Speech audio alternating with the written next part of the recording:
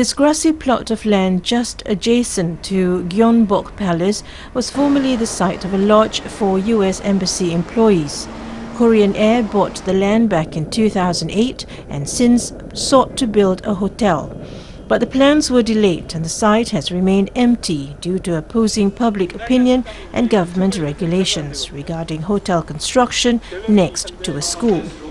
The government and Korean Air have agreed to build a multi-purpose cultural facility on this site instead of a hotel.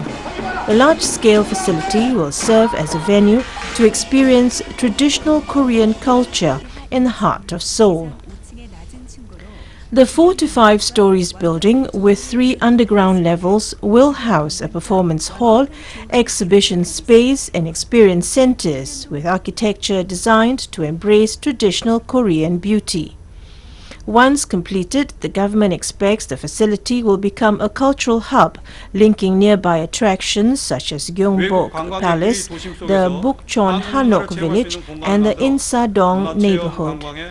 Kim Jong-duk, Minister of Culture, Sports and Tourism, said they plan to develop the venue as a landmark of cultural tourism where foreign tourists can experience Korean culture in the heart of Seoul. Korean Air will shoulder the cost of construction and oversee the operation of the cultural facility.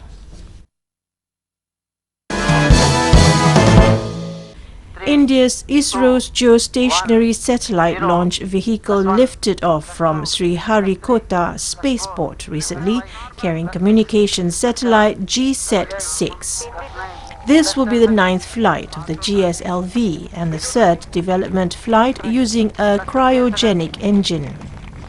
India has achieved yet another milestone in its space program. The country's GSLV D6 rocket successfully launched latest communications satellite GSAT-6 into orbit. The heavyweight Indian rocket weighs 416 tons and is nearly 50 meters tall. The GSLV rocket is being powered using an Indian-made cryogenic engine. Dubbed the Naughty Boy, this rocket has had a patchy record, with less than half the flights being successful. Mission Director R. Umamaheswaran said the Naughty Boy has now been transformed into the most adored boy of the ISRO. ISRO has offered to the nation an Onam gift. An appropriate Onam gift, a magnificent, handsome and reliable launch vehicle with our own indigenous cryostage, a made in India cryostage, capable of carrying 2 to 2.5 ton class of spacecrafts.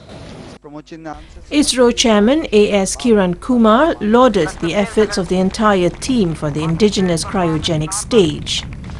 It is a result of the tremendous amount of hard work put in by the entire team to build in an indigenous cryo engine, and performance of the launch vehicle clearly demonstrates that all the systems have been performing very normally, and the various intricacies of the cryogenic engine performance and the systems have been understood. Prime Minister Narendra Modi also congratulated the ISRO team, terming the launch as a phenomenal accomplishment. GSAT-6 is the 25th geostationary communications satellite built by ISRO and the 12th in the GSAT series. The feat is the second one for ISRO scientists in using the indigenously made cryogenic stage after the 5th January 2014 launch of GSLV D5. This launch is definitely another giant leap in Indian satellite communication.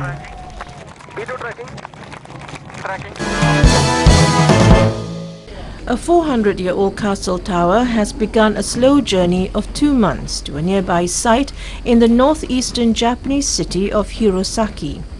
The tower weighs 400 tons and is designated as a national important cultural asset. The stone wall underneath the tower has become bent and damaged. The transfer will make repairs possible. Workers were using hydraulic jacks to lift the 14-meter-high 3-story structure. It then began inching away from its initial location on rails, carefully pushed by machines. It moved about 4 meters during the first day. After 2 months, the castle tower will go up on a temporary foundation about 80 meters away. The tower was last moved for repair of the stone wall about 100 years ago. A senior worker from a construction firm said he's relieved to see the castle tower moving as planned. He added that workers will always keep in mind that they are protecting what was passed down from their predecessors. One of Tokyo's most famous hotels had its main building reconstructed beginning this month.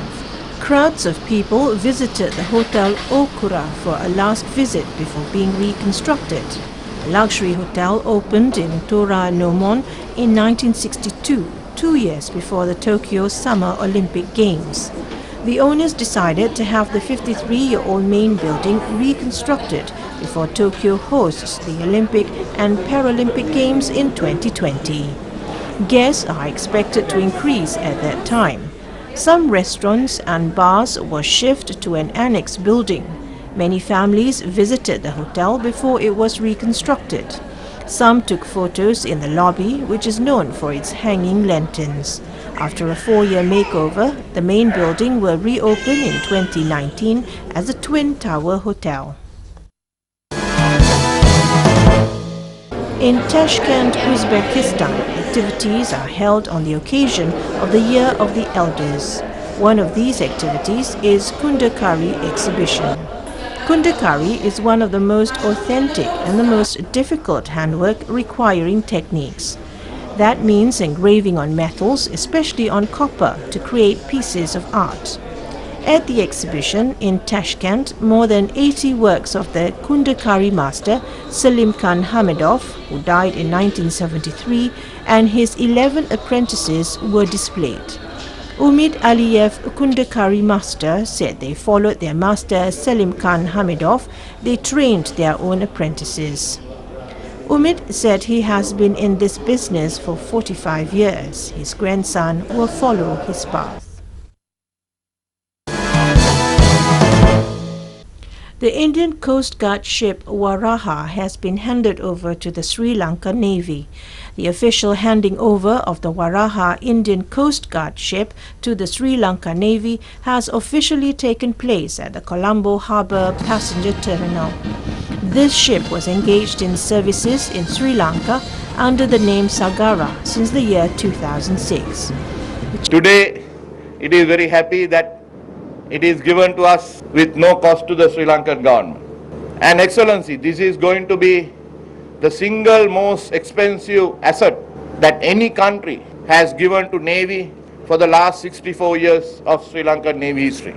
This ship today will worth almost 35 million US dollars. The chief guest at the ceremony was the Indian High Commissioner in Sri Lanka, Y.K. Sinha. Secretary to the Ministry of Defence, BMUD Basnayaka, commanders-in-chiefs of the three armed forces, senior naval officers and the representatives of the Indian High Commission were also present. The craft used for the exploration of the deep seas was manufactured in India in 1992. It has a length of 75 meters and width of 11 meters. It was handed over to the Sri Lanka Navy on a free leasing basis in the year 2006.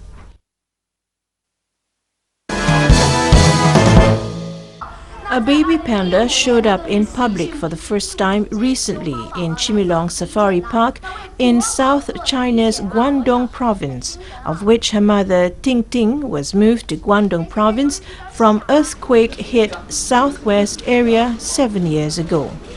This 23-year-old female baby panda was born at a weight of 170 kilograms. Under good care, she weighs 865 kilograms now. Born in Sichuan province, Ting Ting came to Guangdong at the age of 3. It is also the first time that Ting Ting gave birth. When she met her baby for the first time, she was very happy and cautious. Ching Shu Kin, a panda breeder, said Ting Ting was mother for the first time, so she was a little lost and upset. However, when the baby panda rolled on the floor and yelled, she regained her motherhood. She came over to hold her baby in the mouth carefully. The baby panda is the fifth to survive, one born in South China in 3 years. Pandas are animals that live in mountains with high altitude, and it's not easy for a panda to give birth in south of China's city like Guangzhou with low altitude, high heat and humidity. The birth of this baby panda means that pandas can also give birth with high survival rate in subtropical area, which is a breakthrough in the breeding and protection of pandas. Dong Gizin, general manager of Guangzhou Chimilong Safari Park, said it may be a coincidence that a baby panda was born for the first year. Dong Gizin added that as they have had a baby panda survive for 3 continuous years, it means that the technology and environment building work are successful. The inaugural function of Ganga Jamuna Drama and Cultural Festival was held in the capital Dhaka recently. Governor of the festival and Sumilito Sankritik Jyoti, President Golam Kudus, presided over the function, while Finance Minister Abul Mal Abdul Muhit was the chief guest.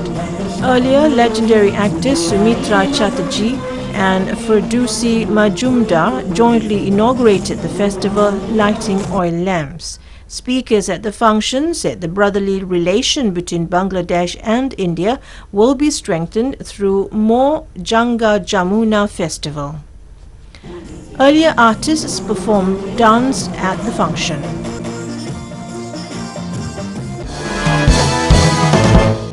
The 2015 Shanghai Tourism Festival kicked off last Saturday evening in Shanghai with a grand float parade consisting of 31 performing groups. Among the groups, 21 were from foreign countries. Decorative floats featuring Chinese and foreign cultural elements brought enormous excitement and pleasure to some 500,000 people lining the bustling Huahai Road. A tourist said he likes the Disneyland-themed float because it presents various elements of Disney. Another resident said some performances reflect the history, such as the Silk Road. He thinks this is very good. For safety, nearly 5,000 security staff was at the scene to keep order. A tourist said the order is better than before and less crowded. The parade floats will also perform in downtown streets of over 10 urban districts or suburb counties in Shanghai for people to watch and enjoy.